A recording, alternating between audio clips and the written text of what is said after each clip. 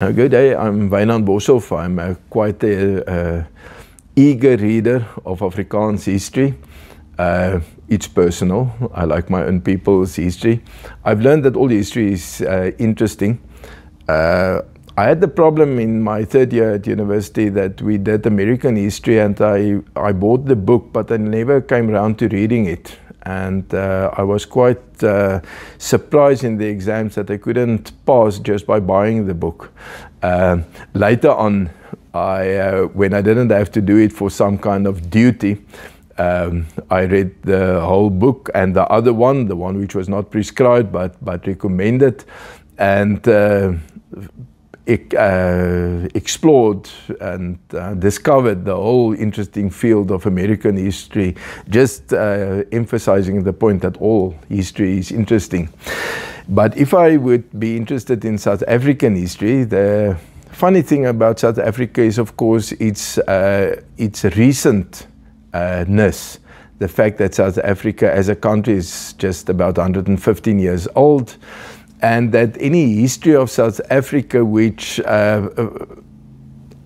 pretends to be a singular history spanning, let's say, from about the time of Christ till the present, is in a sense a misrepresentation. Of course, the geographical area of South Africa, of Southern Africa, had always been, not always, but I mean in human history, had always been there. But that doesn't mean that this was a coherent area before it was formed as such in 1910. And therefore, I would start with this history of South Africa. It's an Afrikaans book. I'm not sure that it's available in English. It's been published after 1994, when some historians came together and said, but the history of South Africa is portrayed in such a one-sided way that we need to do something comprehensive and authoritative. But it's a little bit of dry reading to my mind. It's written by a whole bunch of authors. There's not a you could say a golden thread going through it. So it's a good reference work, but it's not easy reading. But what's much more interesting is this book, The Afrikaners, which is also available in English, definitely. I think it was written in English first. And if I remember correctly, in the preface, Professor Herman Gillomee, who wrote the book, said that the idea of writing it actually started with his grandkids who grew up in the United States of America. And he realized that they would never have an idea of their own history and who their people were, and if they could only read about it from available sources, they would get a very negative perspective on their own ancestors. Now, Professor Gillomee, if you could wind back to the 1980s, was a very strong opponent of the government. He was a left-wing academic, actually with a problem that he was too Afrikaans for the University of Cape Town, which was an English university, and too left for the University of Stellenbosch. And where I grew up in Pretoria, we didn't think there was a room left of Stellenbosch.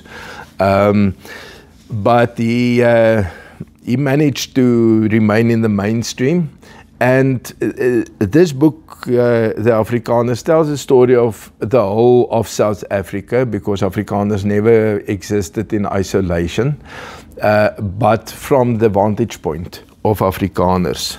And then one of the most interesting books, to my mind, which had the most information which I was never aware of before I read the book, is this, The Lie of 1652. Now, in a certain sense, all South African history take for granted that 1652 is at least the start of the South African state.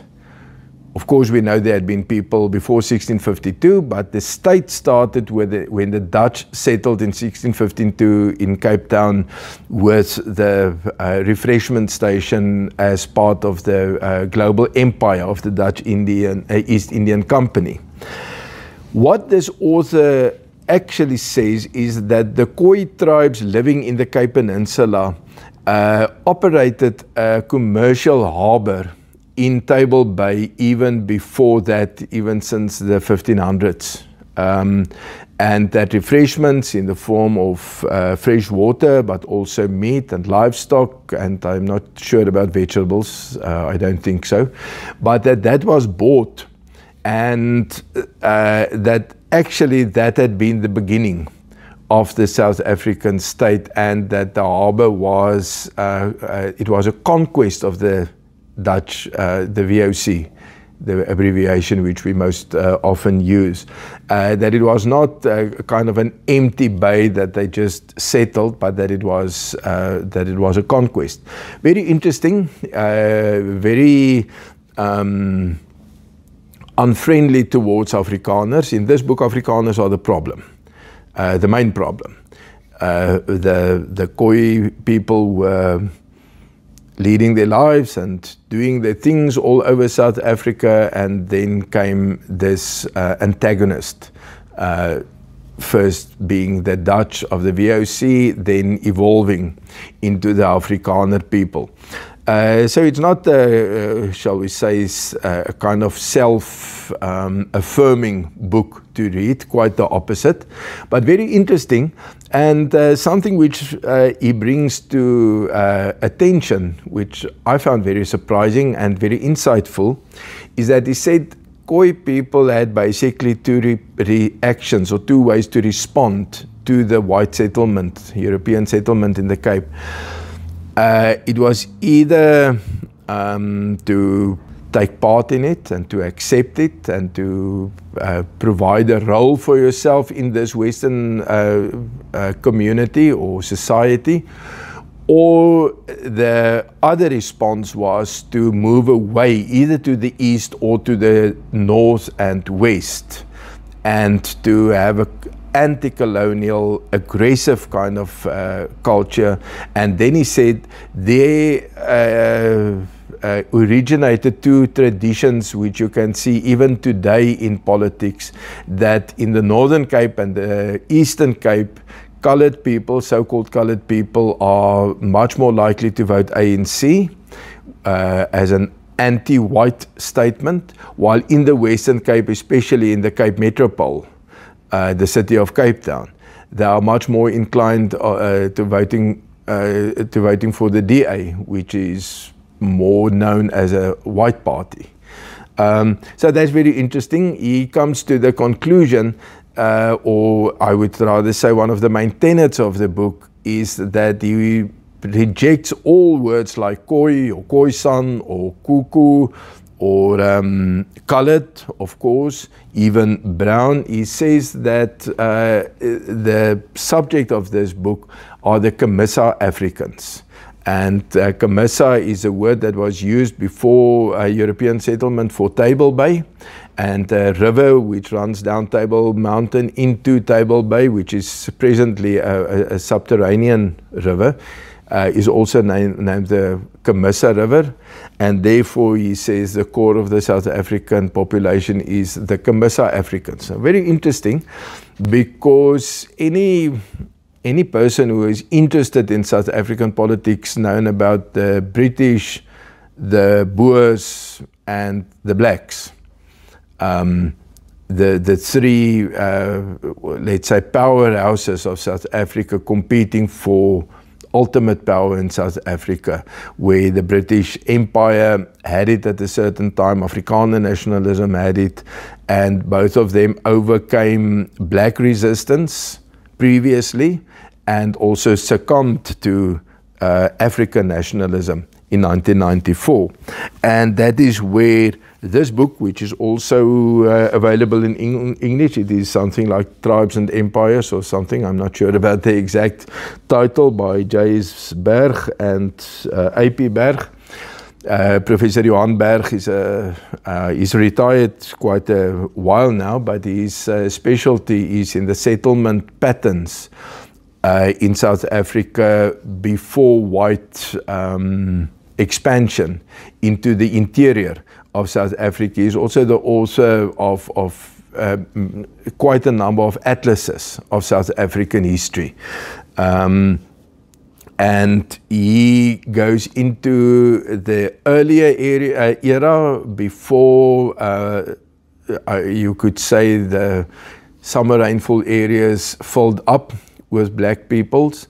The Nguni settlements, the Tswana settlements, Tswana Sotho, Tswanas who basically worked iron during the same time that Europe rediscovered the working of iron. And then the centralizing forces during the Difakani with Shaka constituting the Zulu nation out of many smaller tribes, a big centralizing force that worked in the northern Nguni population. But something similar never happened to the southern Nguni, the Xhosa, different Xhosa speaking tribes, of which there are many, exactly because they never had the centralizing force, and also Sotho-Tswana groups who are much more decentralized. And that of course made it difficult later on when the South African state tried to develop South Africa as a number of different nations. The people who were named nations didn't necessarily see themselves in that light. But that previous history, before white people came on the scene in the interior of South Africa, that is painted quite vividly by Professor Berg. I'm sure there are much more scholarly works, but this one is written in a popular way and it's illustrated quite well. It's actually, if one doesn't know what's going on, a very nice book as an introduction. So the history is also always history of somebody, and therefore a neutral kind of approach to history, I don't think it will ever really work. That's the attempt of this first book, to have a neutral approach. I don't think it succeeded terribly well in being popularly read.